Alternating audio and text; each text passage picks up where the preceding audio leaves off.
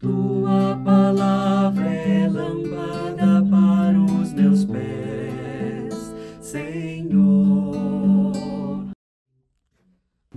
Bem-vindo, bem-vinda ao nosso encontro com a Palavra de Deus. Neste terceiro domingo da Quaresma, o Evangelho proposto, Lucas capítulo 13, versos 1 ao 9. Em nome do Pai, e do Filho, e do Espírito Santo. Amém. Naquele tempo, vieram algumas pessoas trazendo notícias a Jesus a respeito dos galileus que Pilatos tinha matado, misturando seu sangue com o dos sacrifícios que ofereciam. Jesus lhes respondeu: Vós pensais que esses galileus eram mais pecadores do que todos os outros galileus por terem sofrido tal coisa? Eu vos digo que não. Mas, se vós não vos converterdes, ireis morrer todos do mesmo modo. E aqueles 18 que morreram quando a torre de Siloé caiu sobre eles, pensais que eram mais culpados do que todos os outros moradores de Jerusalém? Eu vos digo que não. Mas, se não vos converterdes, ireis morrer todos do mesmo modo. E Jesus contou esta parábola. Certo homem tinha uma figueira plantada na sua vinha. Foi até ela procurar figos e não encontrou. Então disse ao vinhateiro: Já faz 3 anos que venho procurar figos nesta figueira e nada encontro. Corta-a. Por que está ela inutilizando a terra? Ele, porém, respondeu: Senhor, deixa a figueira ainda este ano. Vou cavar em volta dela e colocar adubo. Pode ser que venha a dar fruto. Se não der, então tu a cortarás. Amém. Irmãs e irmãos, em tempos de tragédias, de notícias de catástrofes e tragédias naturais ou provocadas pelas mãos humanas, este Evangelho nos ajuda a entrar mais profundamente no mistério da Páscoa do Senhor. Prepararmos-nos para celebrar a Páscoa do Senhor com uma mudança de mentalidade. Conversão é a palavra central deste terceiro domingo da Quaresma. Conversão vem de uma palavra que é metanoia, mudar a mentalidade, mudar a forma de compreender e mudar a meta, que a gente passe a compreender as coisas segundo o critério de Deus e passe a ter metas a partir da proposta e do projeto de Deus. Jesus caminha para Jerusalém. Chegam algumas pessoas trazendo notícias a Jesus a respeito de coisas trágicas que acontecem. Os galileus que Pilatos tinha matado, misturando o seu sangue com o dos sacrifícios que oferecia. Imagine, é uma tragédia absurda que mistura a parte mais elevada da compreensão da fé e da piedade judaica, entrar no lagar do sacrifício para sacrificar os animais, preparando para a oferta do sábado, e enquanto os galileus estão oferecendo os seus animais que provavelmente trouxeram lá da parte extrema do norte de Israel, a Galileia. Os galileus piedosos, trabalhadores do campo, das lavouras, criadores, a gente diria hoje, os pequenos agricultores que trabalham a terra, que batalham, como aqueles que organizam a vida de fé o ano inteiro para chegar depois da colheita no santuário de Trindade e oferecer os seus sacrifícios. Carro de boi cheio de colheita que trouxeram das suas lavouras, das suas terras, e oferecer ao Pai Eterno, e depois descer e entregar lá na Vila São Cotolengo para sustentar os sofredores. E eis que acontece uma tragédia no meio disso. Pilatos, um pagão, representante de toda a força opressora do Império Romano, manda matar estes galileus, misturando o sangue deles com o sangue dos sacrifícios que preparavam. Isso é o quê? Tragédia, fatalidade, interpretada sempre de uma maneira equivocada, a partir das emoções e a partir principalmente do que desejam os donos dos sistemas do poder e os donos da mentalidade corrente que reproduz uma forma alienante de interpretar os fatos da vida e de se conformar com os acontecimentos da vida.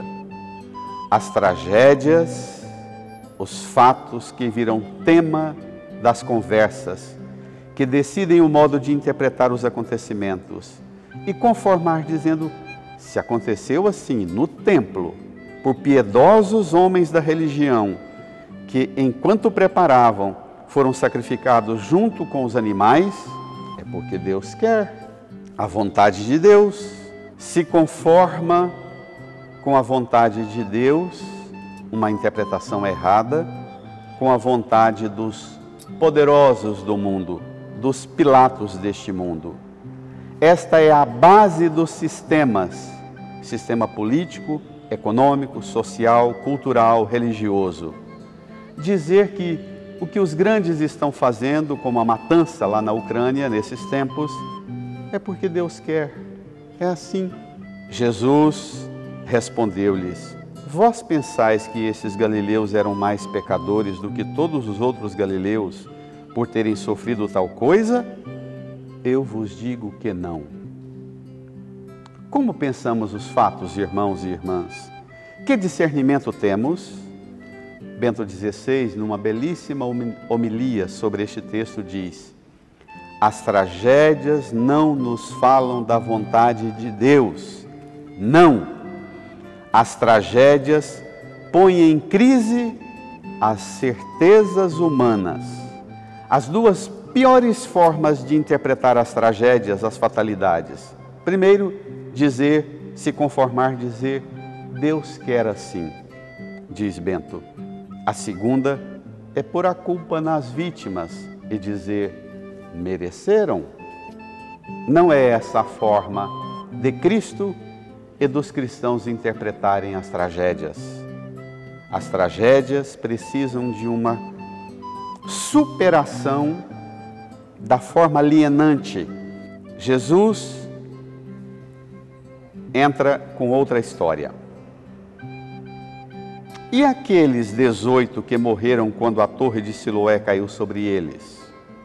Pensais que eram mais culpados do que todos os outros moradores de Jerusalém? Eu vos digo que não, mas se não vos converterdes. Por duas vezes Jesus repete, se não vos converterdes. Se vós não vos converterdes. É a conversão o critério para que nós interpretemos os fatos. Antes de nos conformar com os fatos, pedir a Deus, à palavra, ao Espírito Santo, a graça da conversão. E Jesus apresenta o que é a conversão.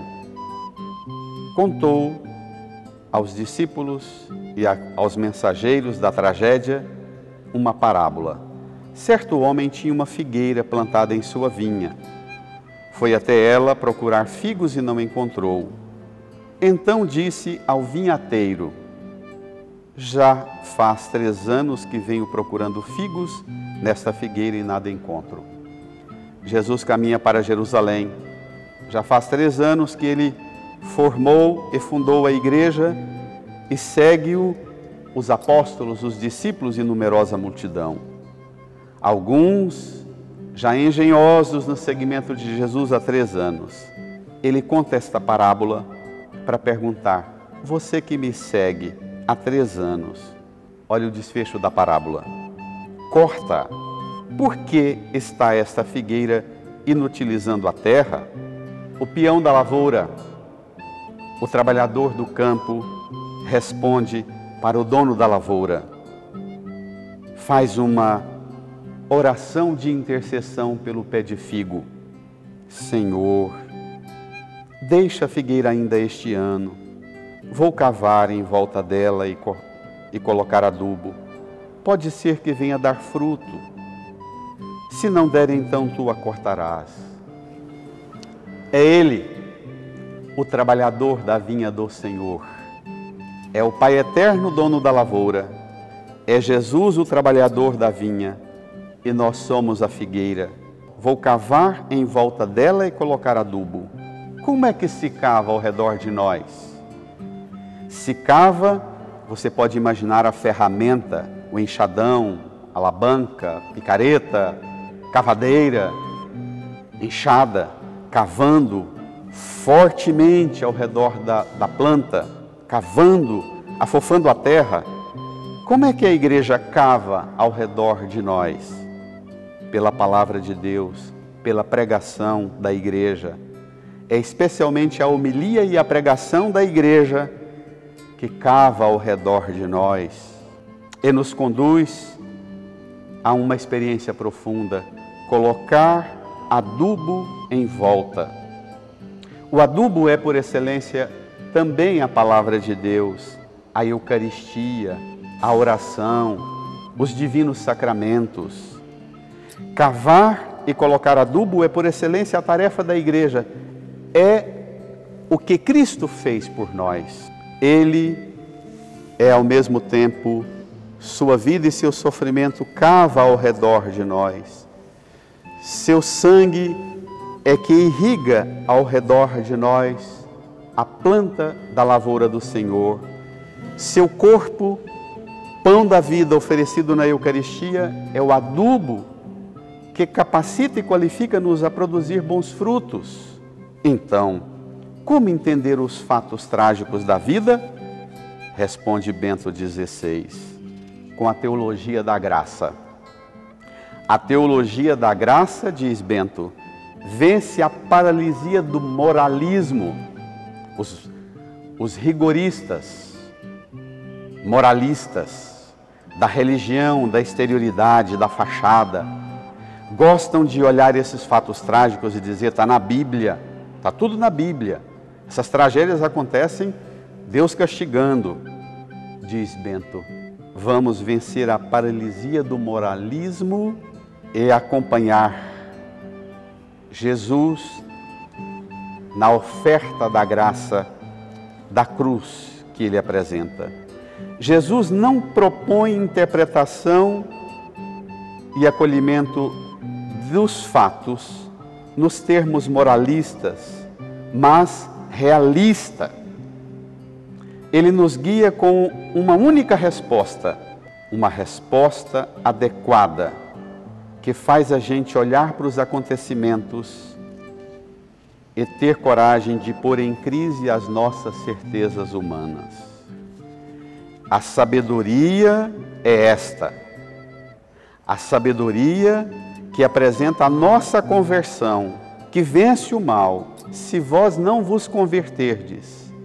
A conversão vence o mal na sua raiz, que é o pecado, mesmo que nem sempre, pela conversão, conseguimos evitar as consequências do pecado. Eis a sabedoria, o caminho de conversão. Acolhamos o cavar da palavra de Deus, da pregação da igreja, acolhamos os divinos sacramentos, particularmente o adubo que a Eucaristia nos oferece, o corpo do Senhor, que nos garantirá produzir frutos. E o Senhor dirá, intercedendo por nós, pode ser que Ele venha, que ela venha dar fruto, então não precisa ser cortado. Que nós não sejamos cortados nesse próximo ano, mas venhamos a produzir frutos. Um domingo e uma semana abençoada, frutuosa, ainda na conversão e lá na frente, os frutos da conversão. Até a próxima.